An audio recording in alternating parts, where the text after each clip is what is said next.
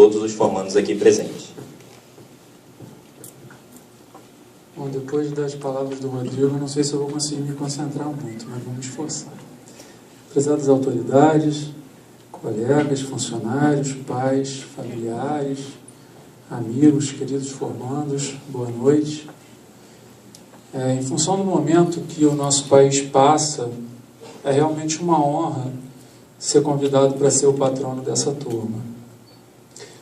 Muito obrigado por lembrarem do meu nome e muito obrigado por me dar essa oportunidade de falar mais uma vez para vocês. Tomara que não seja a última, que a gente tem pós-graduação aqui na UF.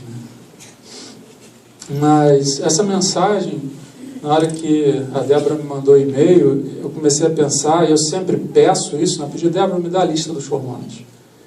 Que eu mandei e-mail para ela. Essa turma, a maioria foi da época que eu estava com o joelho ruim, né? Eu fui tentando pensar em vocês e no contexto atual.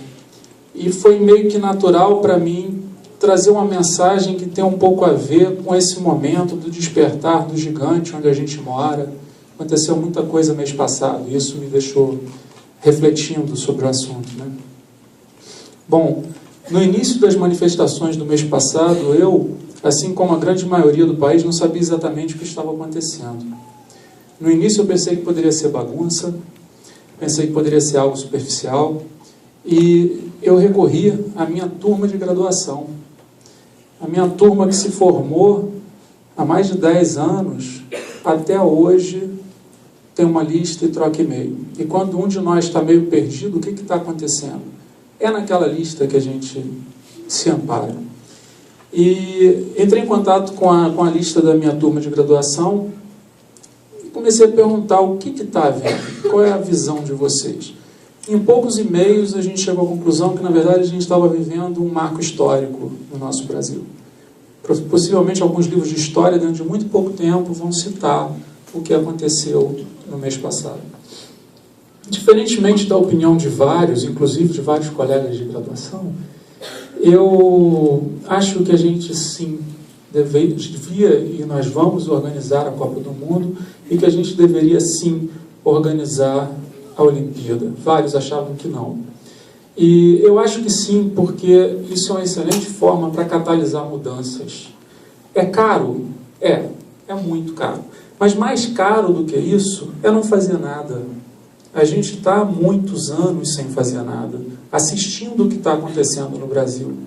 Então, o preço que eu acho que a gente está pagando para uma Olimpíada e para uma Copa do Mundo, na verdade, a gente vai ganhar junto com essa Olimpíada e com essa Copa do Mundo um novo Brasil. Pelo menos eu espero que isso aconteça.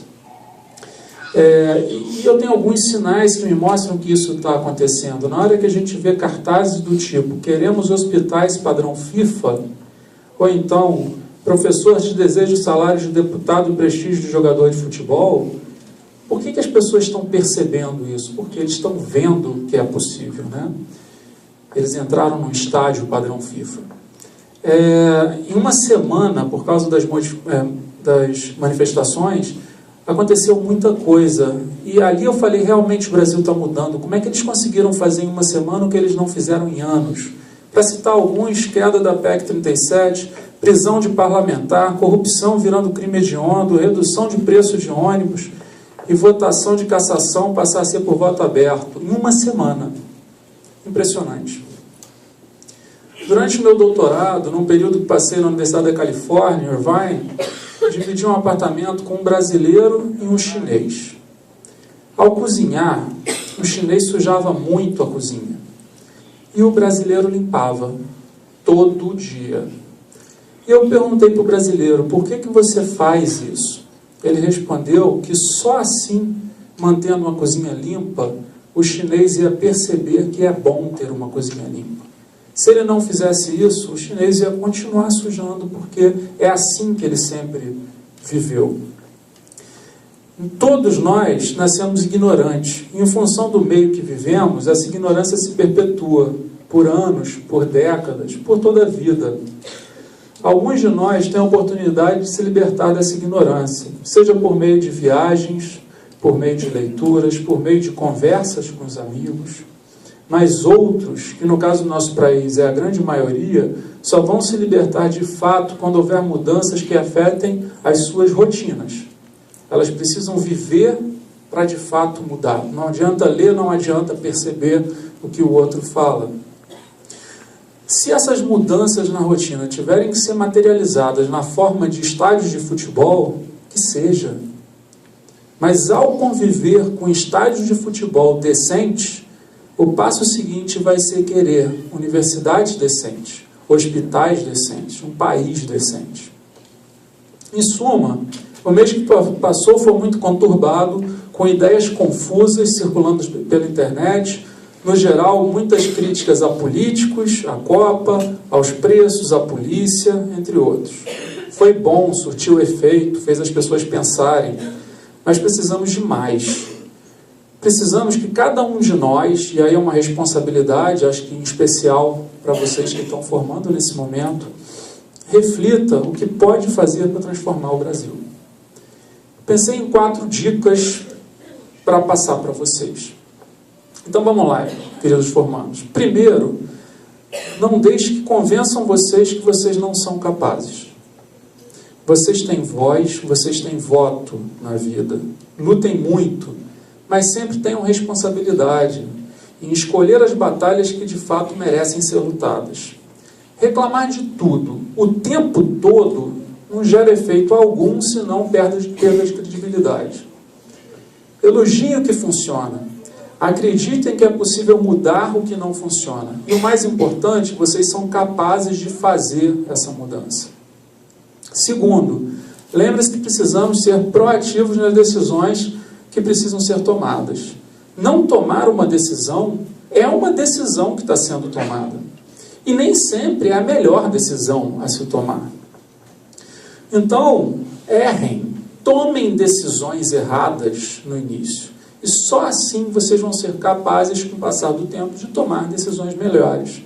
E aí eu vou usar um pouquinho os conhecimentos de métodos ágeis, né? Eles falam para a gente, errem o quanto antes.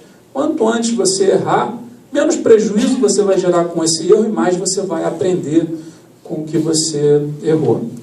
Terceiro, busquem em vocês a razão pelos seus fracassos e nos outros a razão pelo sucesso de vocês.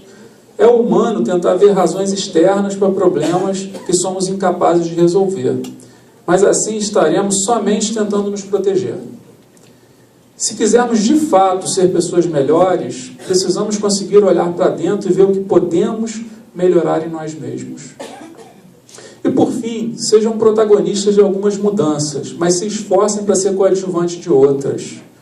Uma tribo composta só de caciques não é efetiva. Exerça um papel de índio dedicado, sempre que uma mudança necessária precisar do seu apoio para se realizar. Por muitos anos, o Brasil foi o país do futuro, o país do futebol, o país dos espertos. O futuro é agora. O futebol é uma virtude, sem dúvida, mas não pode ser a única virtude do nosso país. E quanto aos espertos, já passou da hora da gente redefinir a semântica dessa palavra. Muito obrigado a todos e queridos formandos, espero reencontrar diversos de vocês na pós-graduação.